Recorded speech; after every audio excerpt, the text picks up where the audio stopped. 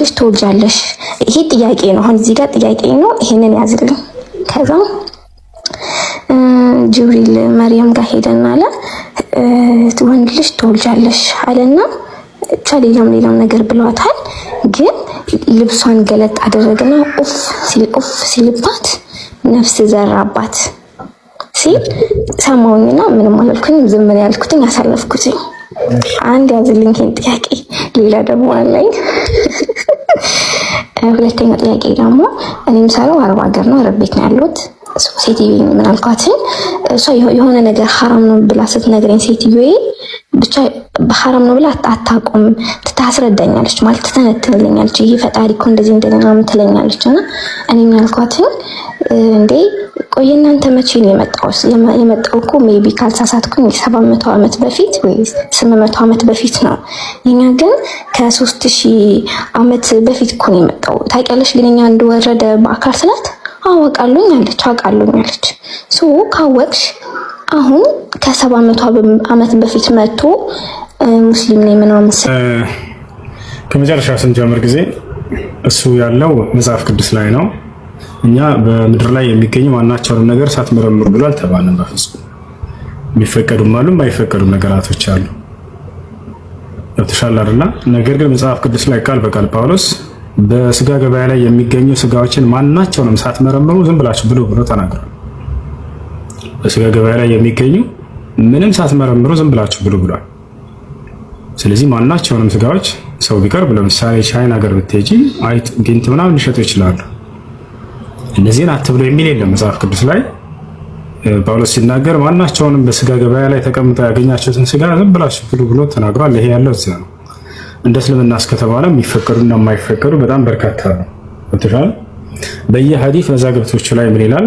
ኪታቡል አጥዒማ የሚል አለ ራሱን የቻለ ቡኻሪ ላይ ያለ ሙስሊም ላይ ያለ ስለ ምግብ የሚናገሩ ባቦች አሉ፣ መግቢያዎች አሉ። እነዚያ ላይ የሚፈቀዱ የማይፈቀዱ ተብለው ተለይተው ተቀምጠዋል። ስለቻለ ይሄን ያልኩትን መጽሐፍ ቅዱስ ላይ አንዴ ላሳያችሁ ከራሴ እንዳይመስላችሁ።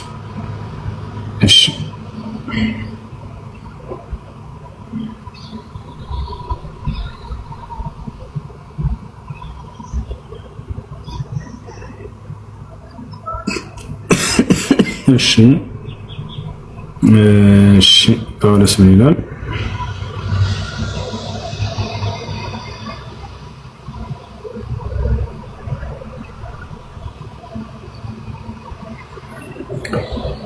ያ ሰላም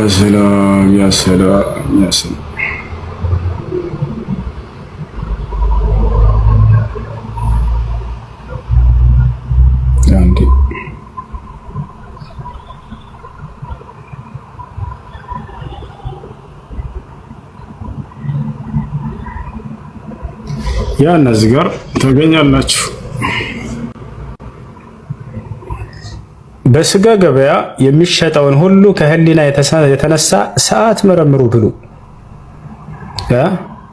ለምን? ምድርና በእርሷ የሞላበት ሁሉ የጌታ ነውና አለ። ያሰላ ምድርና በእርሷ የሞላው ሁሉ የጌታ ነውና። ምድርና በእርሷ ላይ የሚገኘው ማንኛውም ነገር አይጥም ሊሆን ይችላል፣ ጊንጥም እባብም ሊሆን ይችላል። ማንኛውም ነገር ምድር እንዳለ በጌታ ነውና የተሞላው እርሱን ብትበሉ ችግር የለውም። በስጋ ገበያ የሚሸጠውን ሁሉ ከህሊና የተነሳ ምንም ሳትመረምር ብላ። የት የሚገኘው ከተማ ምድርና በእርሷ የሞላበትን ሁሉም የጌታ ነውና ብሉ ችግር የለውም።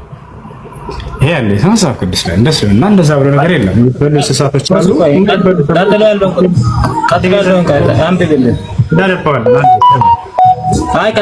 ቀጥሎ ያለው ቁጥር ይነበባል። አብሽርያ ቀጥል። አንተ ቀጥል፣ ችግር የለም እየሰማሁ አወጣንልህ አይደለም? አንበብ ፈልገህ ነው አውጣ፣ አንብበው። አዲስ ነገር ልክ እንዳለ አስመስለህ ምናምን ቀጥል ያለ እንትን አለ። ያው አወጣንልህ፣ አንብበው ማለት አንተ አንድ አሁን ቁጥር 25ን ብቻ አንብቤ ማለፍ በቃ አንብብልሽ። በቃ ማንበብ ካልፈለክ ያው ምንም አዲስ ነገር የለውም። ምን ይላል? ከማያምኑ ሰዎች አንዱን ቢጠራችሁ ልትሄዱ ብትወዱ ከህሊና የተነሳ ሳትመረምሩ የሚያቀርባችሁን ሁሉ ብሉ። እንደውም ጎበስ እናመሰግናለን። የማያምን ሰው የፈለገ ስጋ ቢያቀርብልህ ብላ ነው የሚለው። እንደውም የጌታ ሰው እናመሰግናለን። ተባረክ። ያው ከማያምኑ ሰዎች አለ አንዱን ቢጠራችሁ ልትሄዱ ብትወዱ ከህሊና የተነሳ ሳትመረምሩ የሚያቀርብላችሁን ሁሉ ብሉ። ያ ሰላም አንበበ አይ እንደዛ እኮ አይደለም። አነበብነው እኮ ስናነበብ እኔ አንድ ጥያቄ አትረብሽ። አነበብንልህ ታስረዳናለህ። አሁን በተናገረው ላይ እንደውም የሚያጠነክር ነገር እኮ ነው አንብብልኝ ያልከኝ። ምን እንደሆነ አያውቀውም። አንብብ አለ በራሱ ጊዜ። ሰው በራሱ ጊዜ በራሱ ሽጉጥን ተኩሶ ራሱን ይመታል እንዴ? ቆይ አንተ እሱ አይደለም እኮ ሰው።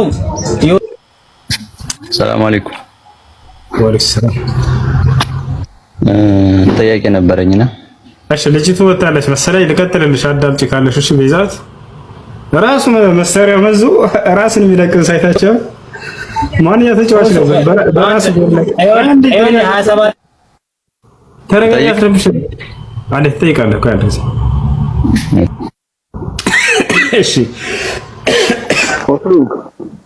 የእስልምና ጥያቄ ልጠይቅ ቅድም ወርጄ ነበር። ይቅርታ ይጨርሳል። አንድ ጊዜ አንድ ሄድ ጨርስ። እሺ እሺ፣ እንዳታወርዱኝ። እሺ ልጠይቅ ወንድሜ፣ ልጨርስ እንጂ። ቤዛ አለሽ? ካለሽ ኮሜንት ላይ አለሁ በይ፣ ወይንም አስገባት ከሆነና ልጨርስላት።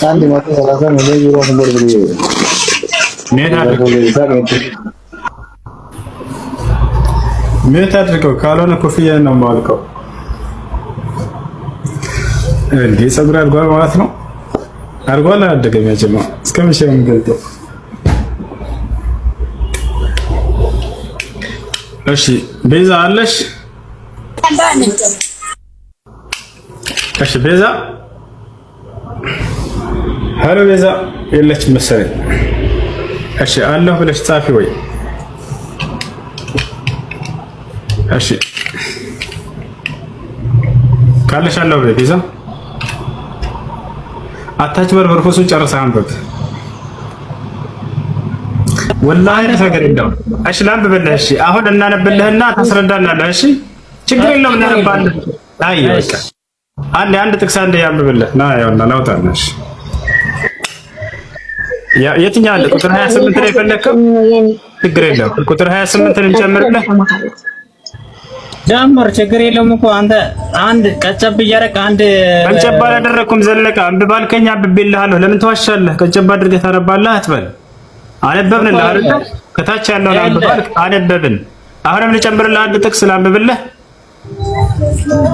ጨምር በቃ ያሞ እሱንም ይኸውልህ 28ቱን የራሱ እኮ ምን እንደሚያወራ አንተ ዝም ብለህ እንደተረዳው ነው እንጂ ያወራው በደንብ ከተረዳህ እንደዛ አይደለም የሚለው። ሲጀመር 28ን አላነበብኩም። አይ አይደለ ዝም ብሎ ከኔ ጋር ስለኔ ያወራል እንጂ መጽሐፍን ራሱ እያየው አይደለም። ታውቃላችሁ 28 አላነበብኩም። ሲጀመር 27 ላይ ልክ ነው። በቃ ይኸው 28 ነው ላነብልህ ነው። እሺ ያውና ላነብልህ ነው። ከዚህ በኋላ እንዳትረብሽ። ማንም ግን ለጣዖት የተሰዋ ነው ቢላችሁ ከዚያ ምን ይላል? ካስታወቃችሁና ከህሊና የተነሳ አትብሉ አለ። ይሄ ለጣዖት ነው የታረደው ከተባለ የዛና ይበላል እንጂ ስጋውን አትብሉ አላለም። ለጣዖት ቢታረድ ግን ያ ስጋ እንዳትበሉት እያለ እየተናገረ ነው። ገብቶሃል አይደል? እያወራን ያለነው ስለሚገኙ ስጋዎች ነው። ስጋዎችን ሁሉ ብሎ ብሏል። ነገር ግን በምን በጣዖት የታረደ እንዳይሆኑ ነው። አለቀ። ሌላ ምን አዲስ ነገር አለ? አንተ እንደተረዳኸው እሺ በቃ እሺ በቃ ቀጥልሽ። ሌላ ነገር ቀጥሎሽ። እሺ ለማንኛውም አይተብትበሉ የሚከለክላቸው ጥቅስ የለም። ለማንኛውም ወደ መልሱ ልሂድ። ለልጅቱ የመጀመሪያው ጅብሪል ነፋባት የሚለው ጥቅስ ነው አይደል? ቤዛ አው ሄደና ደረቷ ላይ ልብሷን ገለጠና ኡፍ ሲልባት ነፍስ ዘራባት አለ። ከየት እንዴት ነፍስ ሊዘራባት? መልካም፣ ከየት እንዴት ነው? እሱንም እናስረዳ። እንግዲህ ሁላችንም ሰዎች ስንፈጠር ጊዜ ራሱን የቻለ የተወከለ የሆነ መልአክ አለ። ያ መልአክ ከአላህ ዘንድ እየተላከ በእናቶቻችን ማዕፀን ነፍስን ዘርቶ ይሄዳል። ገብታችኋል አይደል? ነፍስን ዘርቶ ይሄዳል።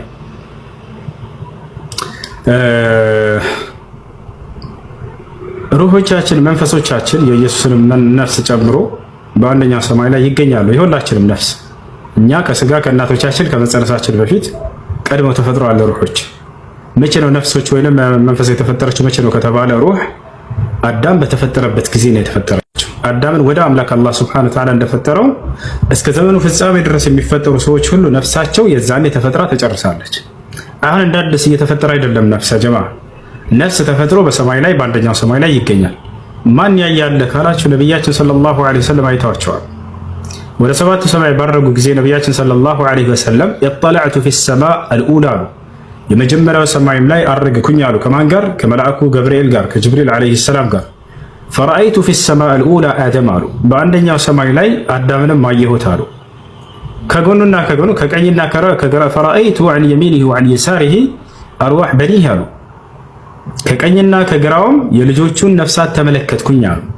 አያችሁ የሰው ልጆች ነፍስ እንዳለ በሰማይ ላይ ይገኛል። በአንደኛው ሰማይ ላይ ከአደም ግራና ቀኝ ይገኛል። እናቶቻችን ልክ አርግዘው 4 ወር ጽንስ ላይ ሲደርሱ ጊዜ ራሱን የቻለ መልአክ አለ። ያ መልአክ ይላክና በእናቶቻችን ላይ ዘርቶ